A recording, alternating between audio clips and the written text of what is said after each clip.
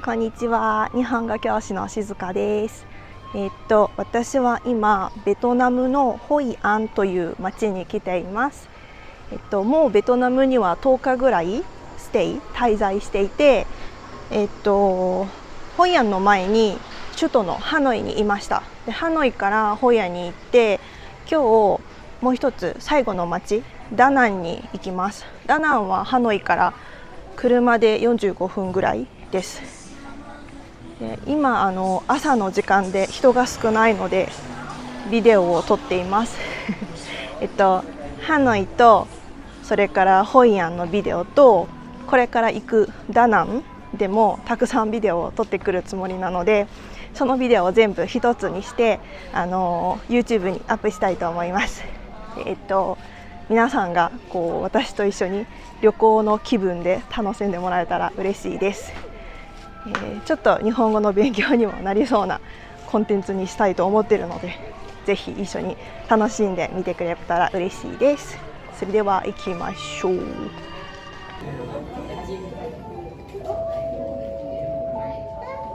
2025年の6月にベトナムを2週間一人で旅行しました。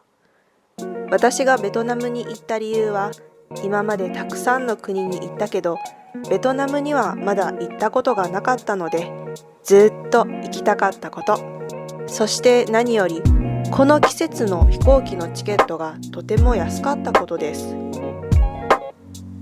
まずは大阪から首都のハノイに行って、そこで3日間過ごしました。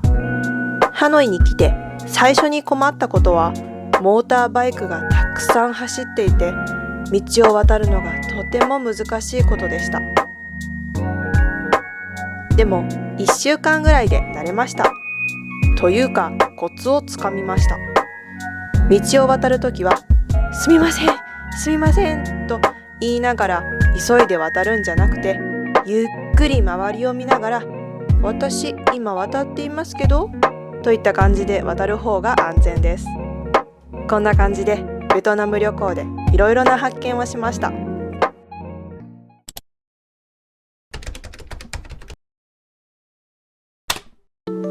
旅行の楽しみといえば、もちろんその場所の食べ物ですよね。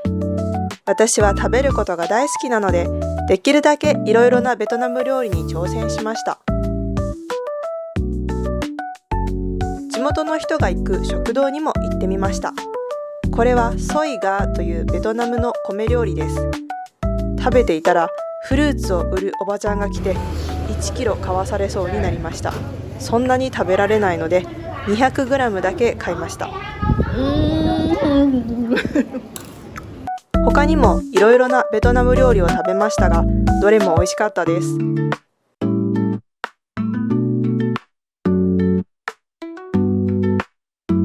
これはフランス人シェフのレストランで食べたカツです。どう？美味しそうでしょ？これはダナンの人気のピザ屋です。お店の人が切ってくれました。窓の外からハン川が見えます。最後の2切れは持って帰って次の日の朝ごはんにしました。でも私が一番楽しんだ食べ物はやっぱりフォーです。イギリスやアメリカでも旅行中に美味しいアジア料理が食べたくなったらフォーを食べていたけど、本場のフォーは格別でした。特にここは私の一番のお気に入りの食堂です。ここは鶏肉のフォーが有名なお店です。スープもお肉も本当に美味しいのに安くて、ハノイにいる間は毎日行きました。こっちはスープのないフォーです。これを食べるためだけにまたハノイに行きたいです。ベトナム料理最高。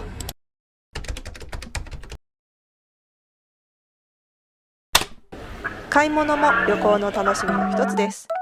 ダナンで大きい市場に行ったり、ホイアンでナイトマーケットに行ったりしました。もちろんいろいろ買ってしまいました。チョコとか T シャツとかお茶とか服とか。ベトナムといえばマッサージもマストです。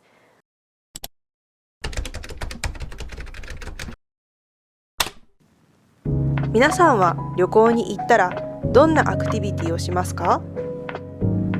私はあまり運動が好きじゃありませんが、その場所の歴史や文化を勉強するのは大好きです。ハノイではいろいろなお寺を見ることができました。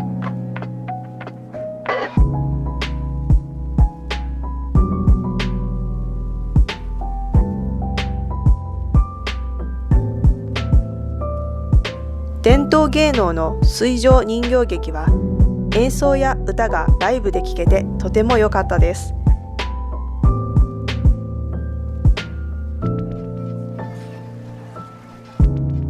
ベトナムは長い歴史の中で中国、フランス、日本などの国の影響をたくさん受けてきた国です。旅行に行くときはその場所の歴史を勉強してから行くことが大切だと思います。ただ楽しいだけの旅行はつまらないですよね。ベトナム旅行、最後の日はちょっと頑張って山に登りました。ここはダナンからバスで20分ぐらいの場所で、マーブルマウンテンと呼ばれています。たくさんのお寺があって観光客に人気の場所です。こういう場所のことを日本語で洞窟と言います。英語ではケーブですね。ここに来るときはスニーカーなどの歩きやすい靴がおすすめです。マーブルマウンテンに登る前、面白いものを見ました。石像のお店です。像はスタチュー。これは石でできているので石像です。ブッダの石像は日本でも珍しくないですが、マリア様の石像もあったのが興味深かったです。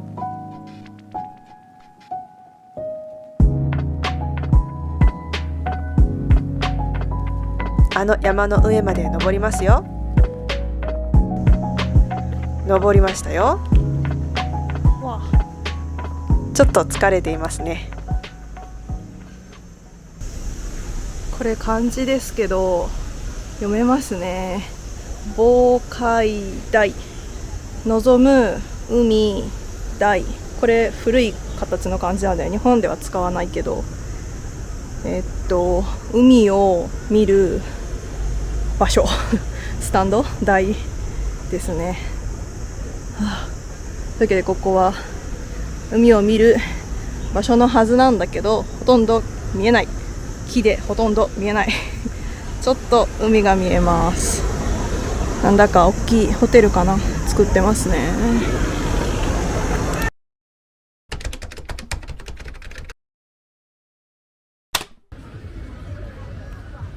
ハノイの後は飛行機に乗ってホイアンに行きました。このホイアンの街に行きたいとずっと思っていたので、とても感動しました。感動したんですけど、思ったよりもかなり観光地でテーマパークみたいでした。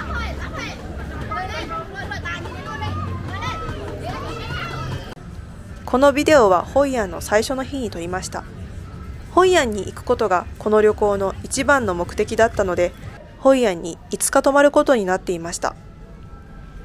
ホイアンでいろいろな場所に行くつもりでした。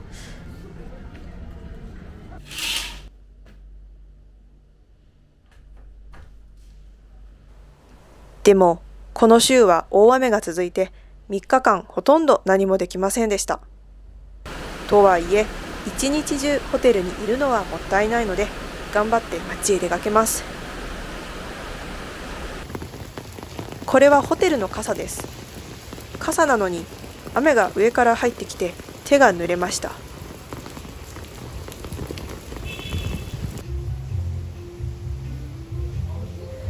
見えますか？外は大雨です。帰るタイミングが分かりません。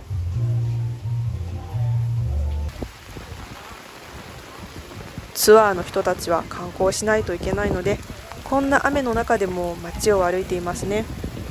ここまで雨が降ったらもう面白くなってきます。水がきれい。しばらく雨の音を楽しんでください。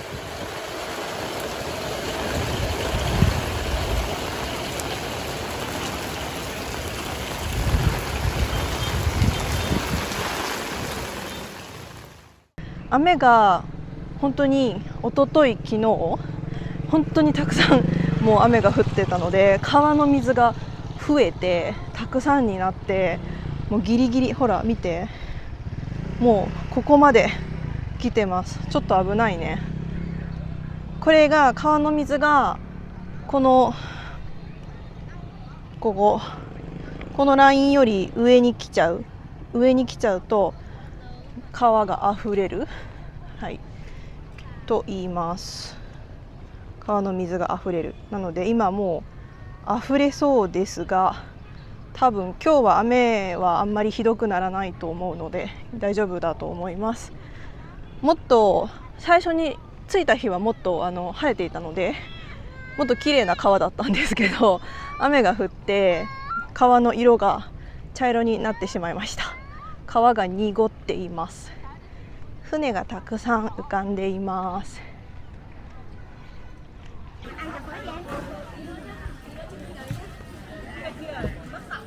ホイアンは日本と歴史的なつながりがある町です。この橋は日本橋と呼ばれていて、500年以上前に日本人によって建てられました。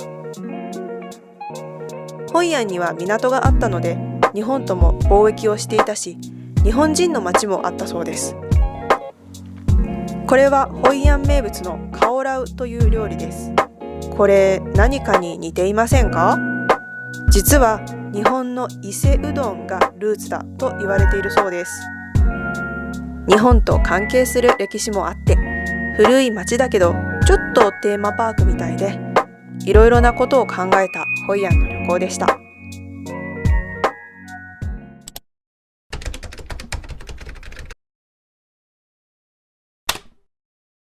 最後の町はダナンです。旅行のスケジュールを決めたとき、ホイアンに一番近い空港がダナンだったので、ここに2泊して大阪に帰ることにしました。正直あまり期待していなかったんですが、3つの町で一番好きな町になりました。ハノイよりも建物が可愛いし、何より大きい川があるのが気に入りました。私は川がある町が大好きです。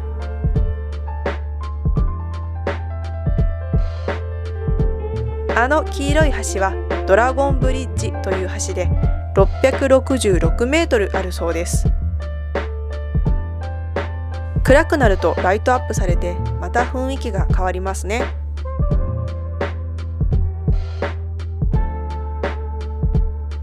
ドラゴンブリッジの上からの夜景です。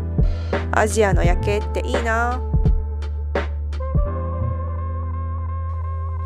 ドラゴンブリッジを渡ったらナイトマーケットがあります。ベトナムに2週間滞在して分かったのは、暑い国の人たちは朝早くから仕事を始めて、昼は休んで夜に遊びに行くということです。それからダナンに来て驚いたのは韓国語の多さです。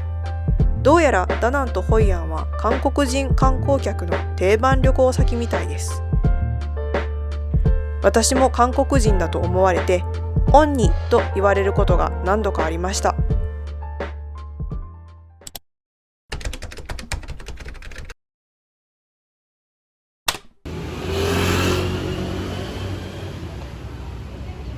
突然ですが、私はカフェが好きです。趣味はいい感じのカフェに行くことです。ベトナムはコーヒーが有名なのは知っていましたが、カフェのレベルの高さに驚きました。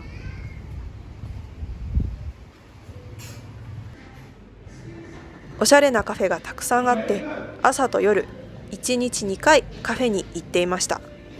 特にエッグコーヒーがお気に入りで、いろいろな場所で注文しました。ベトナムコーヒーを勉強するために、1年ベトナムのカフェで働きたいと本気で思うほど、ベトナムのコーヒーは天才でした。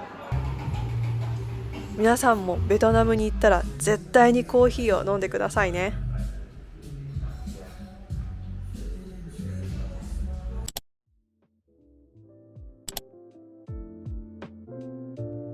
最後まで見てくれてありがとうございます。2週間レッスンをしながら観光して、美味しいものを食べて、綺麗なものを見て、新しい文化を知ることができました。皆さんが私と一緒に旅行の気分を楽しめたなら嬉しいです。次はどこに行こうかな。またね。